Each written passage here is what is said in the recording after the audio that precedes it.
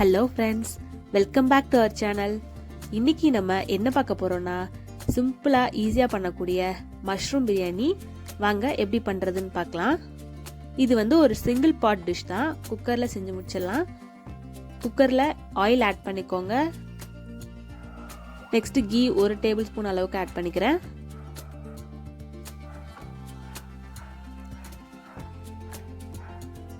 Oil நல்லா heat ஆனதுக்கப்புறம் spices எல்லாம் 1 by 1 ஆட் பண்ணிக்கலாம்.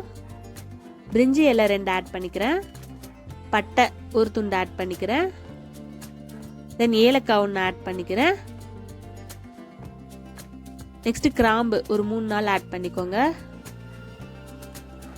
இந்த ஸ்பைசஸ் எல்லாமே எண்ணெயில் நல்லா ஃப்ரை ஆகட்டும். அப்பதான் பிரியாணிக்கு நல்ல ஸ்மெல் கொடுக்கும்.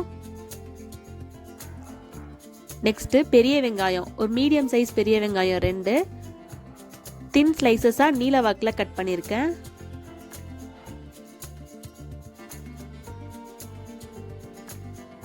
வெங்காயம் எப்பவுமே நல்லா வதங்கினாதான் பிரியாணி நல்லா டேஸ்டா இருக்கும்.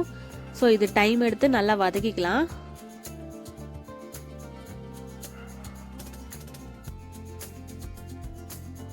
நெக்ஸ்ட் 2 பச்சை மிளகா நீல வாக்கில் கீறி விட்டு ஆட் பண்ணியிருக்கேன்.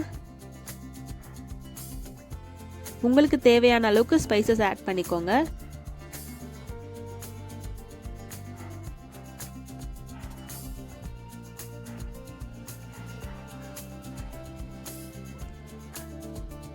நல்லா வெங்காயம் வதங்கட்டும் எண்ணெயிலேயே. இஞ்சி பூண்டு பேஸ்ட் 1.5 ஸ்பூன் ஆட் பண்ணிக்கிறேன். அதுவும் நல்லா பச்சை வாசனை போற வரைக்கும் எண்ணெயில வதக்கி விட்டுக்கோங்க.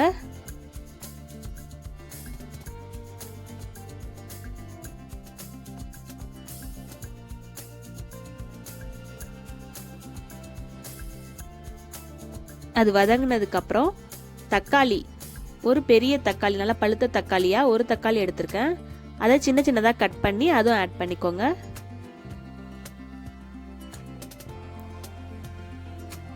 அடுப்பு கொஞ்சம் சிம்ல வச்சே பண்ணுங்க, இல்லாட்டி அடி பிடிச்சிடும்.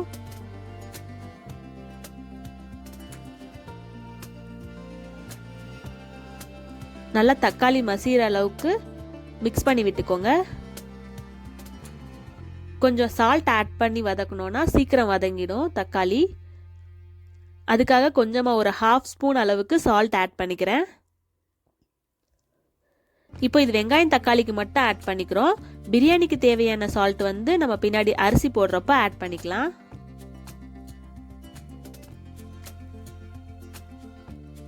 நல்லா மிக்ஸ் பண்ணி விட்டுக்கோங்க. பாருங்க இந்த அளவுக்கு வதங்கிடுச்சு.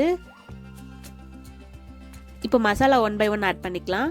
மிளகாத்தூள் 1 ஸ்பூன் ஆட் பண்ணிக்கிறேன்.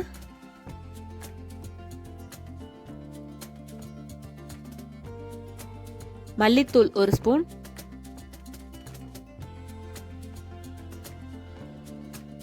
கரம் மசாலா 1 ஸ்பூன் ஆட் பண்ணிக்கிறேன். உங்களுக்கு தேவையான நல்லா காரமா சாப்பிடுவீங்க இருந்தா மிளகாத்தூள் இன்னும் ஒரு 1/2 ஸ்பூன் கூட எக்ஸ்ட்ரா ஆட் பண்ணிக்கோங்க. நாங்க கொஞ்சம் காரம் கம்மியா தான் சாப்பிடுவோம்.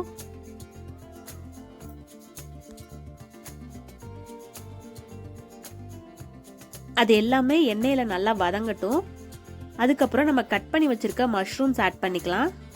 மஷ்ரூம் நல்லா க்ளீன் பண்ணிட்டு 2-3 கட் பண்ணியிருக்கேன். அதையும் நல்லா அந்த மசாலாவோட மிக்ஸ் பண்ணி விட்டுக்கோங்க. இது 2 பேர் சாப்பிட்ற அளவுக்கு நான் செய்கிறேன்.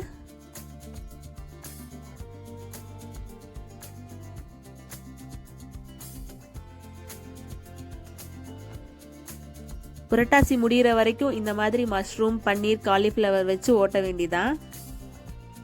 நெக்ஸ்ட் அரிசி 2 அலக்கு அளவுக்கு எடுத்திருக்கேன். அதுக்கு 4 அலக்கு தண்ணி ஊற்றி 1/2 மணி நேரம் முன்னாடியே ஊற வச்சு வச்சிருக்கேன். பாருங்க இந்த இதில் தான் நான் அரிசி எடுத்தேன். இதில் 2 அரிசிக்கு 4 டம்ளர் தண்ணி ஆட் பண்ணியிருக்கேன். அதுலேயே சால்ட் ஆட் பண்ணிட்டு அப்படியே நல்லா மிக்ஸ் பண்ணி விட்டுக்கோங்க.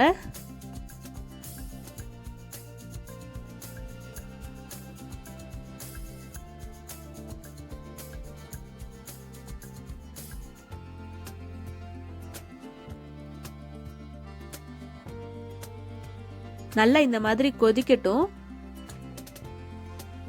புதினா ஒரு கைப்பிடி அளவுக்கு, கொத்தமல்லி ஒரு கைப்பிடி அளவுக்கு ஆட் பண்ணிக்கிறேன். இந்த டைம்ல சால்ட்டும் செக் பண்ணிக்கோங்க. கொஞ்சம் அதிகமா இருக்கிற மாதிரி இருந்தா பிரியாணி கடைசியா வெந்து வர்றப்போ கரெக்டா இருக்கும்.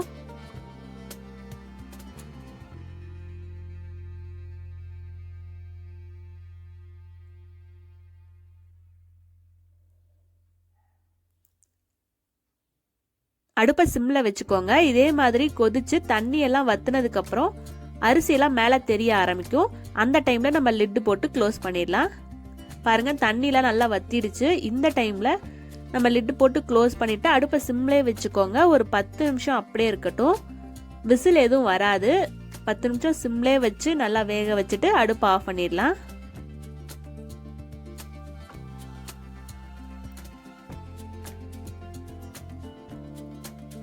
பாருங்க 10 நிமிஷம் ஆயிடுச்சு. அடுப்பை ஆஃப் பண்ணிட்டேன்.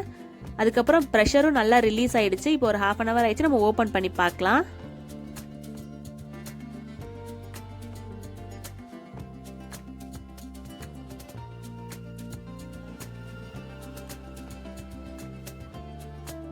பாருங்க சூப்பரான மஷ்ரூம் பிரியாணி ரெடி ஆயிடுச்சு. ரொம்ப சிம்பிள். ஒரு 1/2 hourல வீட்டில் இருக்க பொருள் வச்சே ஈஸியா பண்ணிடலாம். ரொம்ப அதிக ஸ்பைசஸ் காரம் இல்லாம சிம்பிளான ஒரு டிஷ்.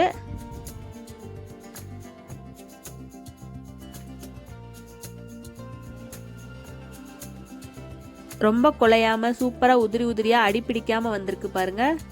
நான் சொன்ன மாதிரி சிம்லே வச்சு அந்த தண்ணி கொதிச்சதுக்கு அப்புறம் அடுப்பை சிம்ல வச்சு க்ளோஸ் பண்ணிட்டீங்கன்னா 10 நிமிஷத்துல இதே மாதிரி வந்துடும். கண்டிப்பா அடி பிடிக்காது. ட்ரை பண்ணி பாருங்க.